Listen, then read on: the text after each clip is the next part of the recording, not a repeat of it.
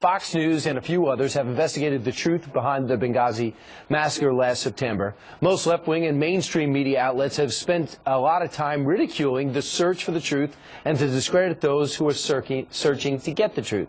Fox News legal analyst Peter Johnson Jr. here to explain. Good morning, Brian. Peter, where did the mocking start? Almost right away? Well, the mocking started right away, and Fox was on it right away. This show was on it right away. The Washington Bureau of Fox was on it right away.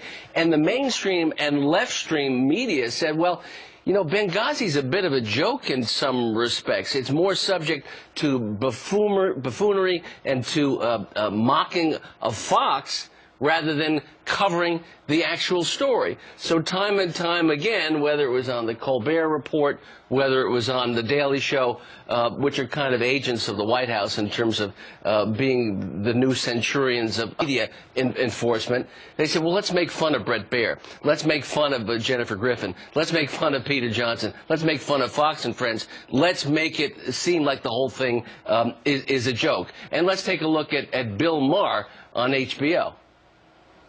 One way I really think you could do that is to get off this Benghazi thing.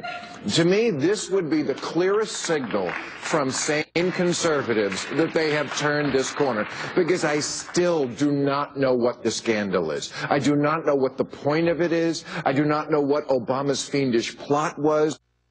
So the issue became shield the administration from the harm, shield the administration from being discredited, and at the same time discredit the journalists who were involved with that story. Well, it's so obvious, the investigation before, what happened after, and the cover-up and the change in talking and we points. see it today in the hearings in Washington that are going to talk about why wasn't there a response team? Was the response team ever called? We saw it this week with Jonathan Alter. Jonathan Alter's attack on Fox News and on this show, which was utterly discredited by looking at the videotapes. I don't even know who he is, but here's Stephen Colbert. Let's look at him.